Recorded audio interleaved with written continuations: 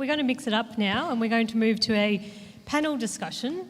And the topic for this panel discussion is climate emergency action versus climate change action. What is the difference? And this is a question that I'm asked often when I'm talking to people about our climate emergency plan. So we have three panellists that will help us move through that question. So we heard from Philip Sutton before the break, so I won't introduce Philip again, but I just wanted to, I guess, echo Councillor McCarthy's comments on the tremendous work that Philip has put into the climate emergency Darebin and also the development of the climate emergency plan which Council adopted. Next along we have Councillor Susan Rennie. So Susan was elected to Council in 2016 and she is a long-term public health campaigner and community activist for gambling reform and for equality. Susan works to enhance community health and wellbeing and believes that we cannot achieve good community health without environmental health.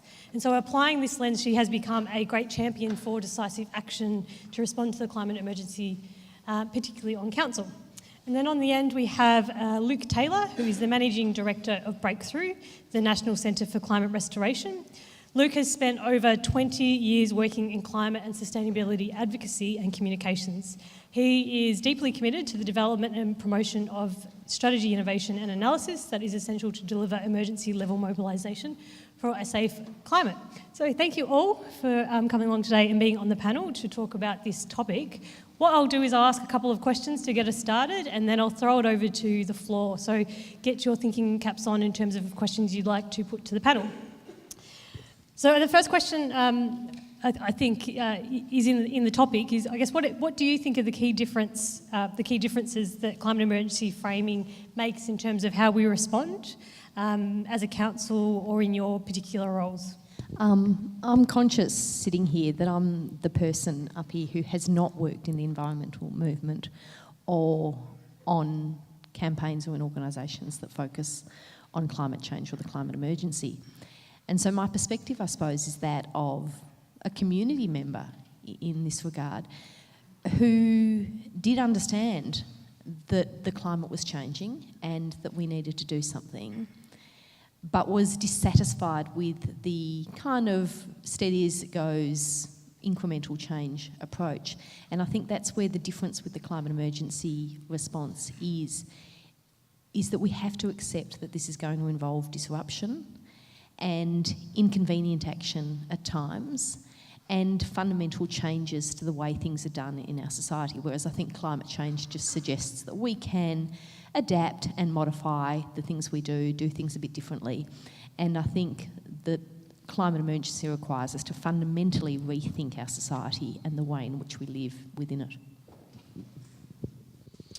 I might just use I've got a little clicker in my pocket here, but I think best way to illustrate this is some work that we've been doing at Breakthrough, the National Centre for Climate Restoration.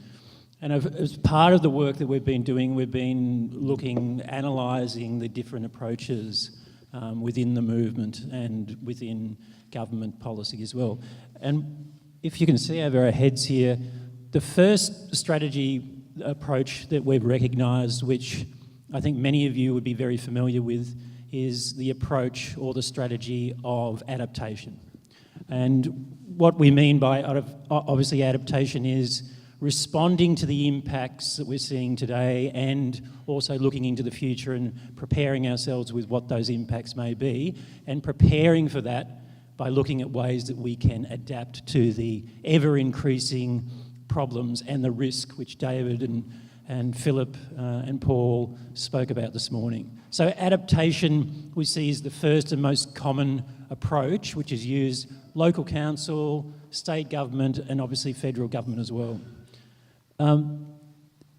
Often with the strategy of adaptation, there's no real end point, or the end point really is just to adapt, okay? Just to adapt to what's happening. And if you look at the scenarios which David and Paul were talking about this morning, we're talking about adapting to something which we may not be able to adapt to, okay? So the second one that we've noticed is another popular sort of meme, if you like, when we talk about mitigation, the mitigation strategy in relation to climate change. And with the word mitigation, what does it mean? It means to lessen the severity of something. So again, when we look at the scenarios that we've talked about this morning, we're looking at lessening the severity of existential threat. Okay? So its endpoint varies depending on what different governments may see or different organisations may see is politically or socially, what's the level that could be tolerated under those circumstances. So it sets its endpoint on what it thinks it can get through the system. Now, the strategy that we take in relation to climate change at Breakthrough and the National Centre for Climate Restoration is one that we think is compatible with an emergency approach. And it is the strategy of restoration, or to put it another way, an action of reversing global warming to conditions that are known to be safe. So that is a very different approach to a single approach of just adapting to an ever-worsening situation, and it's a different approach to just lessening the severity. It's taking the approach from the beginning of what is the end point that we want to see, and of course for many of us in this room we would share the objective that what we want to see is a safe climate. We want to be safe. So we start from that position and we work backwards from there. Couple of thoughts on that. One was I've been a player or active within the climate environment movement for a hell of a long time, and one of the things that I've noticed is that quite often when you come in and talk about a climate emergency approach or a safe climate restoration, whatever, people who are activists will say to you, "Oh, you can't do that. We always do it in certain marginal seats. That's where we always campaign." Or you can't have a goal that's as big as that because nobody will take you seriously, and I'm the very first person who's not is the person talking to you, and so on. So that people keep on coming back to you and say, it's not done like that. Whatever you're suggesting, it's not done like that. Therefore, go away or just adapt to our normal mode. The really weird thing is that the reason why human society's invented emergency as a concept, not the emergency problem, panic, whatever, but the actual emergency response, is precisely for a psychological signal in the first place that we're going to do things differently. That business as usual is over for a period, temporary.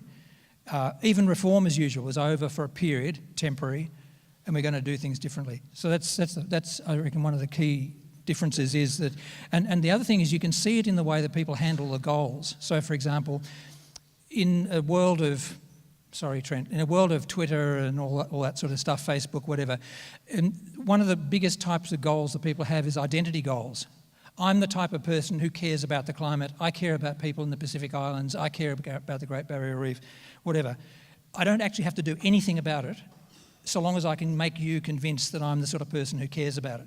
And so that's an identity goal. Now, this emergency stuff has nothing to do with that. Another goal would be the more typical one from the big environment groups, which would be, okay, the problem seems to be as big as 10, so why don't we try 3? And so there's just an automatic assumption that things are going to be slow, partial. It's always going to be much less than anything that anybody could imagine was actually relevant to the problem. And the sort of goal that we're dealing with is a really weird one. It's called a literal goal. It's a goal that you actually intend to accomplish.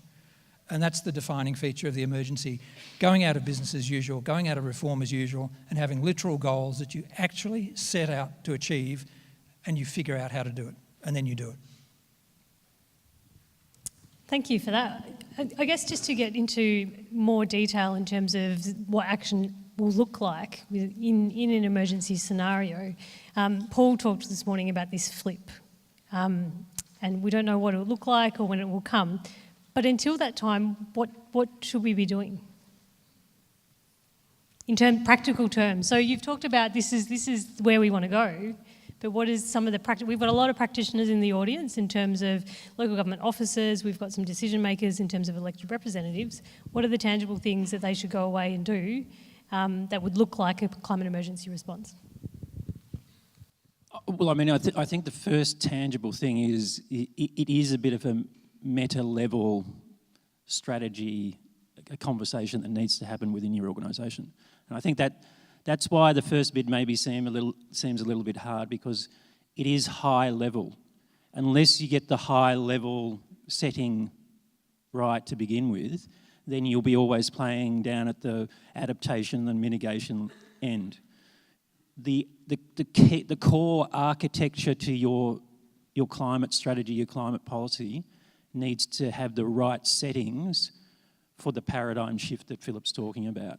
So the practical thing to do is to get your meta-level strategy architecture in place, number one. Now that may seem like an abstract thing, but it is absolutely essential, because you won't see the kind of change, we will not get the emergency response unless our core architecture, our core strategy architecture is not doing it, in my belief, the one up the top. Because the two at the bottom, I mean, the one at the very bottom here is just purely responding to the ever worsening situation. The one in the middle is incremental change basis, and we haven't got time for that.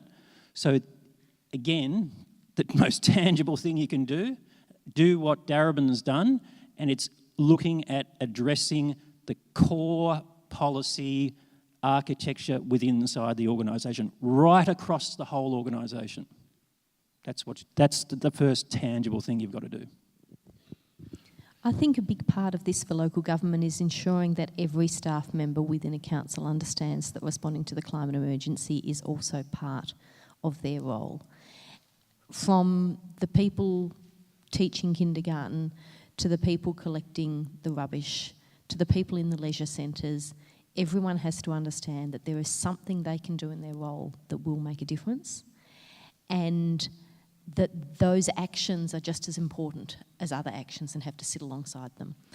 And for local governments generally to look at the levers that they do have available to them through things like the investments that they make, the procurement policies, because whilst the actions that one council takes may not be able to sort of change the world, if every local government around the world took the actions that federal governments are failing to take, then we could put polluting businesses out of business, and that's what we need to do.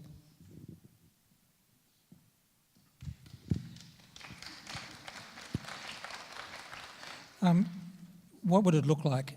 It's a mental juggling act, because right at the moment we're not going to be able to do everything that we need to do, but we have to avoid slipping back into the same old mindset, which is, oh, it never happens quickly and it's always going to be in piecemeal and so on.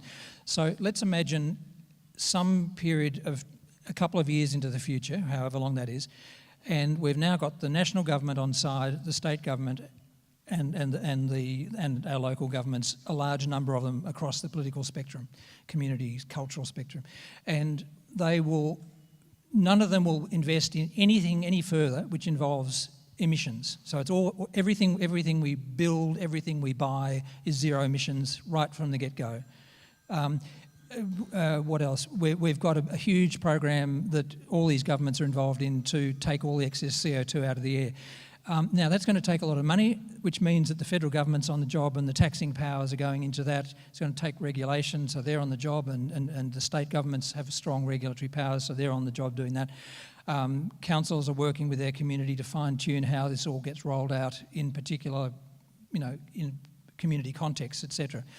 So that's what it would look like if we're all on the job, all together, doing the whole thing. So I've been trying to find a way of talking about the hamburger with a lot without offending the pigs. And what I'm saying is that we have to get used to demand. The demand for the climate is to fix the damn lot, right? That's the demand. If you want to have a single issue campaign, then the single issue campaign is let's adopt a system that solves the lot. Now the next question is, how would you deliver the lot? We've got to get various parties on side, like state and federal governments and what have you. But when we start from the bottom up, we look at our budget and we say, okay, we've got a rate cap, so we can't increase the amount of money. We can try redirecting some of our money into, solutions, stuff on the ground. We've got to make sure that we have capacity to actually run the program that is reaching out to other councils and reaching across the world and reaching up to the state government and talking with people about how to put in place policies that do the lot really fast. And you just have to normalise it so that people no longer think that there's anything weird about zero emissions immediately. Like, there's nothing weird about that. like, why are we still investing in stuff that's causing emissions? It's nothing weird about no more bad investments. Like, let's just do it. And so we have to normalise this complete redirection and get on with doing it. I think that's the critical thing. And as we get more parties on board, of course we'll get more synergy between them. So, more businesses on board, more community groups on board, more governments on board, there'll be more capacity to do things, and so the intensity of action will start to reinforce. So it's almost like, what it's like, okay, here's an analogy. Raindrops fall on a catchment, right? Little tiny drops, and they start to gather together, and they gather into little sort of rivulets, and they gather together in creeks, and they gather into bigger creeks, and they gather into rivers and into bigger rivers, until finally there's this humongous force with all this stuff working. That the end state is the mighty river, and the beginning is us doing what we can to create a river with all our drops. Wow, that's a very powerful image and a great analogy. Now I'm going to throw it open to the floor for questions. So we've got questions. We've got Nat here. Yeah. So Nat Booth, Deputy Mayor. It is a great analogy, but what happened to me when I was envisaging that analogy is there were all of these blocks, there were all these dams. And my concern, as we're sort of viewing this scenario where we're grappling with the balance of how to achieve all the goals at one time, and what you do as a councillor, I'm wondering how you navigate those roadblocks without becoming the victim of campaign fatigue, I guess it is, in terms of, we're sort of heading down this path with this intention, and the idea of war effort has the media behind it, and the media is a very powerful machine, and if it wants somebody to win or lose an election, that's often what will happen, and it's not really concerned with climate change. So I guess that's, I know I'm standing in the middle of the room playing devil's advocate here, but that's just what keeps coming back to my mind. I was wondering if you have, any advice or comments related to that. Can I just very quickly say that when there's enough water, it overwhelms the dam every time. Water versus dam, the water will win when there's enough of it, and that's what we need to achieve. I think that the politics are very toxic at the moment because we've allowed ourselves to get polarised. And it seems like a weird thing to say, but 40 years ago, when I was a sort of a young activist, whatever I was doing, I couldn't tell people's politics by whether they said that they cared about conservation or environment. Like, literally, you couldn't predict people's politics if they told you they're interested in conservation. Something has happened in the last 40 years that has now convinced everybody that genetically, if you're a right-winger, then you have certain views, and genetically, if you're a left-winger, you've got other views. It's absolute rubbish. We are able to deal with this issue if we are hearing about it from friends and colleagues and people we trust. So what we've done is we've spent 30 years mobilising on the left, and we failed to mobilise on the right, and we're now paying the price for having not done that job for 40 years. We can start to swing it around because the climate impacts are now so severe that even increasingly farmers and people are coming out and saying, look, it's real, mate, it's real. We have to actually do something about it. So I think the politics can be changed, but the first thing we have to do is to be prepared to go in and be bridge builders into demographics that normally we would assume are not interested, and then discover why it is that this issue is actually highly relevant to them, and just help them discover climate change for themselves, and then we'll have the supermajority we need. So that's another part of the work we have to do. A couple of things to do. Convincing the media? The media is a big issue for I wouldn't fetishise about the Murdoch media. They're, like the Murdoch's... Sorry? Fairfax. I'm not fetishising whatever. It was a Fairfax article. It's not specifically a Murdoch thing. Look, I don't have answers to everything, so I don't know how to do it. But what I'd be inclined to do is spend a lot of time developing support in the community and in networks of people who are taking action, and in government networks and in professional networks, and I just surround the media until they actually realise that they are out of touch with their own stories. I think sometimes too we forget about the progress that we have made in the last number of decades. I mean, go back 10 or 20 years ago and it was very difficult to get the media to talk about climate change. Now, I would rarely go home and turn on the TV or look at the paper without some reference in relation to climate change. Now, why has that happened? That's happened because we've mobilised, okay? So we have to remember the wins that we've already made already. Now, we know it's not enough, and that's the next challenge. So we're moving into a new phase of action now, which we're recognising is called climate emergency mobilisation action, okay? But we have to remember that the good work that we've done so far has led to the fact that now a lot more people, number one, accept climate change. That's a good thing. It's no longer such a battle to talk about to people and to the media that climate change exists. The next battle, the big battle, is how bad the problem is, how big the risk is. And as we've been talking about obviously all morning, it's an existential risk now. And as Philip just mentioned, interestingly enough, that is our best thing going for us at the moment, is the worst thing that's going for us at the moment, that it's an existential threat. And you can talk to anybody about that level of threat and it will have a meaning to them, because everything now is at risk for people. So it is the greatest tool that we have, and we have to be more strategic about how we use that, and we have to be more strategic about finding the trusted messages in the community that can bridge those gaps and make those bridges as Philip was talking about. So I think that the media is absolutely winnable. We've just got to become much more strategic about how we're communicating climate change and the scale and speed that we need to mount to be able to take on the challenge. Thank you. We've got time for one more question. Unfortunately, this time has flown by, so we've got James here in the front. Well, my question was sort of already asked, which was about the media. But I guess just to add to that, I do think the media is really important because if you want to get like an 80-90% supermajority, you have to have the media on side, and you don't think so? I think people are very influenced by what they see in the media. I see it when I talk to people, and whether it's right-wing media or left-wing media, there's always a spin that's put on things, and people just pick up what the media says. The right-wing media will deny there's a problem, and the left-wing media will just bury it on page 15 or whatever, and it doesn't have that existential risk emergency message to it.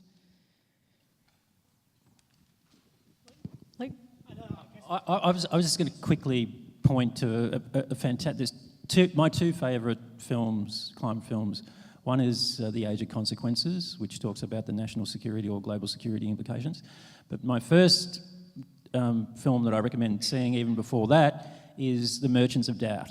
And The Merchants of Doubt film basically gives an account of the tobacco industry and the doubt that was peddled by the tobacco industry, right through the 40s, 50s, 60s, etc. And it's a great example because you look at what the fossil fuel industry is doing, and it's copying exactly the same playbook, and it feeds all the doubt into the media and hires professional doubt peddlers and so forth. That's happening, as we know, right across in relation to climate change as well. But let's look at the success story of what's happened with the smoking in the tobacco industry. I mean, these things are winnable. Okay, we've just got to create the strategy. We've got to tell the truth. We've got to give an honest account of the problem, which we haven't been doing enough of. And then we've got to stand up and actually say what the scale and speed of action is required to be able to get out of the problem. Now, and that's how the tobacco industry won successfully through the citizens, through industry, and through the media. This can be done. We've just got to stay the course, be very focused on what it is that we're talking about here, which is safe climate and we know the action and the time frame that we need to be able to deal with. So it's totally possible to win over enough of the media to be able to convince enough of the public. I'd like to echo Luke's optimism there, because I think if we look across a number of campaigns, we see that the media can change, and they can change quite rapidly. So if we look at what happened with marriage equality, there was a very rapid shift in the way that was portrayed, in the language that was used in the media over a fairly short space of time after decades of campaigning. So not dissimilar here. If we look at what's happened in the media with the era of gambling reform, there's been a very rapid turnaround from a media that portrayed it as an individual issue with problem individuals who didn't know how to control their use of poker machines, towards actually talking about harm from gambling being caused by dangerous and addictive machines. And that's happened in the space of a few years. So the media can shift, and when they do shift, they can shift quite rapidly. Yeah, I think the other thing is Climate Emergency Darebin's got a project that they're looking at. I think it was Trent who came up with the idea in the first place, but it was the idea of mobilising 10,000 Darebinites as an early mover thing. If you had 10,000 people really actively involved with the climate emergency in the fabric of our society in Darebin, that would have a huge social effect. I mean, everybody would know somebody who was involved. So that the social networking effect would be powerful. Throw the social media over the top of that, and you get something strong. That then starts to feed, and then if the climate emergency approach is being picked up in other council areas around Victoria and other parts of Australia and around the world, then what people will be seeing is increasing numbers of intense mobilisation in particular pockets. But the thing is that first of all, it'll be just one, and that doesn't sound terribly impressive. Then there's 3, and then there's 10, and then there's 50, and then there's 100, and there's 1,000. And people start to think, what's the expression? Hey, there's a movement. In other words, we demonstrate the engagement, and then people will eventually pick up on it, because we'll all know somebody who's been involved and who's been changed by the event, by the process. Kim, can I just... Okay, I'm going to give the final word to Luke, because we do have to wrap up. I just want to give one other quick example. About 6 years ago, I went over to South Africa to talk to some activists who'd been involved in mobilising, obviously, during the apartheid era. And I was speaking to people there who were the same age as I was, and then I did the math and I realised that they were about, when they were active politically, they must have been about 16 years of age. And these were guys that were leading a huge mass mobilisation of communities for consumer boycotts and mass rallies and all sorts of things. Now, the fact is, there was no media support for this kind of mobilisation. They didn't have any media support during that period. So how the hell did they win? They won by a very sophisticated network and mobilisation network right across the whole country. And the secret that they gave me, I was obviously going there to try and find some sort of secrets in relation to how do you mass mobilise. And a number of times, again and again and again, they told me, make it local, because when these activists went out into the community, and it's a bit like what we're doing here, and we're talking about this high-level goal of achieving a safe climate, the majority of people, and for them, the high-level goal was ending apartheid. Now, when these apartheid activists would go out in their communities and start talking to them about the potential of ending apartheid, 90% of the community would come back to them and say, "You're kidding. It's never going to happen. That is a goal which is an impossible goal." What I'm interested in is education, access to water, and all the local issues, right? So their point was we need to localise the impacts of climate change. We need to make it local to people. We need to make it matter locally to people so that they care enough to get active in the mass mobilisation that we need. Thank you. I think we're only just starting to scratch the surface of this topic. Our 3 panellists hopefully will be sticking around for the rest of the day, so make sure you grab them during the lunch break if you've got further follow-up questions. And they are also members of Climate Emergency Darebin, so they'll be more active into the future. But if you could join me in thanking our panellists.